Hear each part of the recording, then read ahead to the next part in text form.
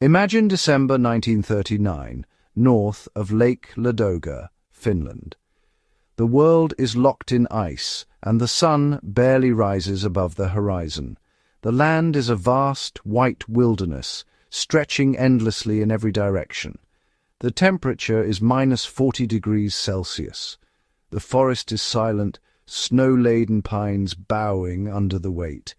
Every breath is a cloud, and the only sound is the crunch of boots on snow. For a Soviet soldier, this is hell. Thin coat, numb fingers, gnawing hunger, and a sense of isolation. The cold seeps into bones, sapping strength and hope with every passing hour. In contrast, a Finnish ski trooper glides through the trees, nearly invisible in white camouflage, at home in the winter wilderness. He moves swiftly, using the snow as an ally rather than an obstacle.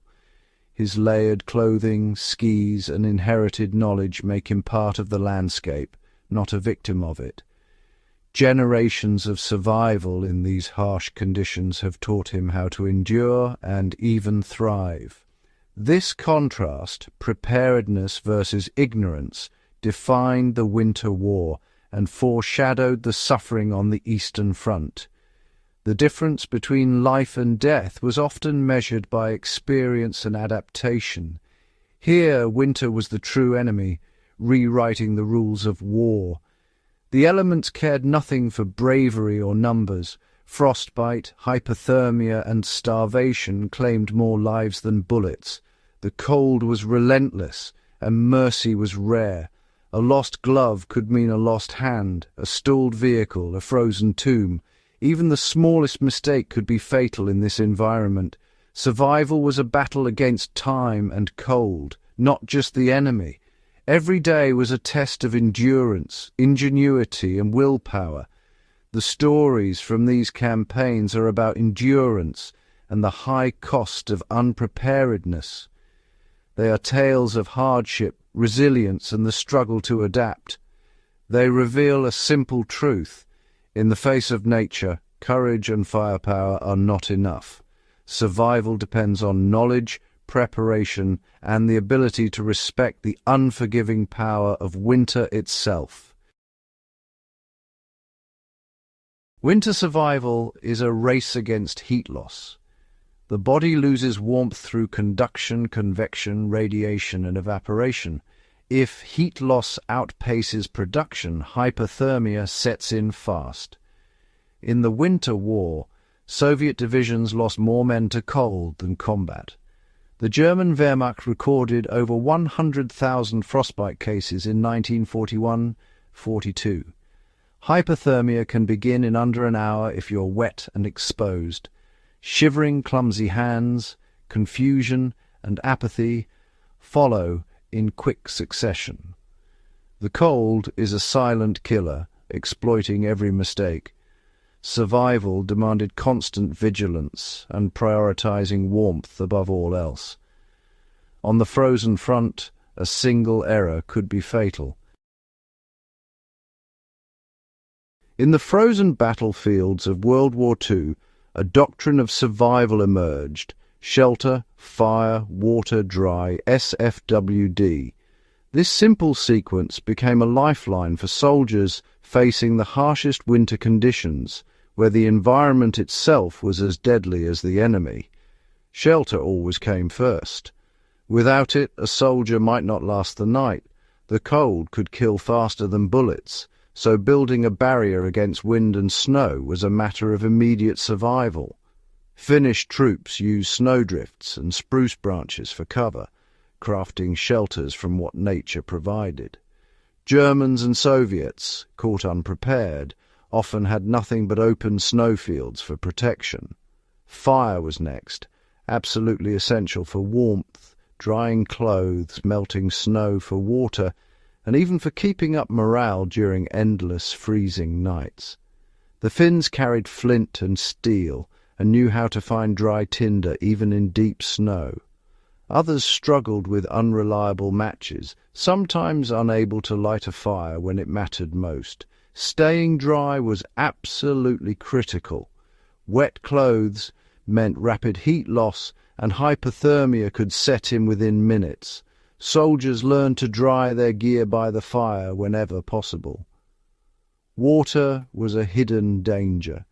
Dehydration crept in, even in a world of endless snow.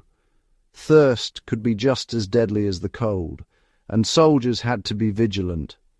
Melting snow for water required both fire and a metal container. Without these, even surrounded by snow, a soldier could not drink safely. These four needs formed a delicate system. Neglect one, and the rest could quickly fail. Each depended on the others for survival. Soldiers had to think like survivalists, not just fighters. Adapting to the environment was as important as any weapon or tactic. The order of priorities was often the difference between life and death. Those who followed the doctrine had a fighting chance. Those who ignored it rarely survived. In the end, knowledge and discipline were the real weapons. Mastering the doctrine of SFWD meant mastering the art of survival itself. The best winter shelter is built, not carried. Snow itself is insulation. A snow trench or coffin could save a life in a blizzard. Dig down, cover with pine boughs or snow blocks, and leave a vent. Soviet partisans mastered these hidden shelters. Finns built quinzes, domes of packed, hollowed snow. These shelters were warmer and safer than brittle tents. When snow was scarce, lean-tos against rocks or logs insulated with debris offered protection. A fire in front reflected heat inside. Building these required skill and energy, resources many conscripts lacked. For the untrained, exposure was often fatal. Fire was survival's engine, but making it in snow was a relentless challenge. In the frozen wilderness, every spark was a battle against the elements, and every flame a small victory. Fires built directly on snow would quickly sink and die. Experienced soldiers learned to build sturdy platforms of logs or stones to keep their fires alive and above the wet ground. A carefully placed heat reflector behind the fire could double its warmth, bouncing precious heat back toward shivering bodies and tents. Birch bark was the best tinder, prized for its ability to burn even when wet, its natural oils making it a reliable fire starter in the harshest conditions. Dried twigs from conifer branches and standing deadwood were highly valued as fuel, since they could be found above the snow and stayed drier than fallen wood. German matches often failed in the damp and cold. Finns relied on flint, steel and waterproofed matches, always carrying backup fire-starting tools. In moments of desperation, soldiers might even use gunpowder from rifle cartridges to ignite stubborn tinder, risking precious ammunition for a chance at warmth.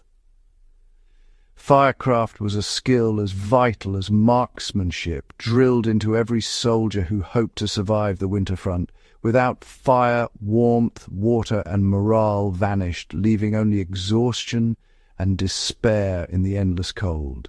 The ability to make fire separated survivors from casualties, marking the line between life and death in the snowbound world. In the frozen world, fire was more than comfort. It was life itself, the heart of every winter camp. Mastery of firecraft was non-negotiable, a fundamental skill for survival in the harshest environments. In winter, sweat is deadly. Wet clothes lose insulation, and heat escapes rapidly. German uniforms, heavy and useless when wet, led to frostbite and misery. Finns used layered clothing, removing or adding layers to avoid sweating. Outer garments shed snow, inner layers wicked moisture away. Routine included brushing off snow before entering shelter and changing socks often. Moisture management was a daily battle, and a moment's carelessness could be costly. Staying dry was as important as staying warm. Surrounded by snow, soldiers still risked dehydration. Cold air and suppressed thirst led to dangerous fluid loss. Eating snow was a mistake. It dropped core temperature and hastened hypothermia. Snow had to be melted, ideally purified, before drinking. A metal pot and fire were essential for this task. Warm drinks boosted morale and body heat. Hydration was a daily ritual, as vital as food or shelter. Understanding this paradox was key to survival. A soldier's kit was their lifeline. The Finnish puukko knife was a versatile tool for fire, shelter, and food. A small axe or folding saw enabled real woodcraft, crucial for building fires and shelters. German and Soviet troops often lacked these, relying on scraps. Navigation tools like a compass were essential in the featureless snow. A metal pot for melting snow and a reliable fire starter were non-negotiable. The best kits were simple, robust, and multi-purpose. Preparedness was measured by the tools a soldier carried and knew how to use. The lessons of the frozen front shape survival training today. Modern gear, synthetic layers, space blankets, ferro rods, reflects old principles: shelter, fire, dryness, hydration. The layering system, pioneered by the Finns, is now standard. High-tech tools are useless without the knowledge to use them. Survival is mental discipline, not brute endurance. The successful soldier was not braver but smarter, systematic, prepared, and respectful of the cold. The legacy of the Winter War is clear. Knowledge is the sharpest weapon. Preparation is the strongest armor. In the end, survival belongs to those who understand and adapt.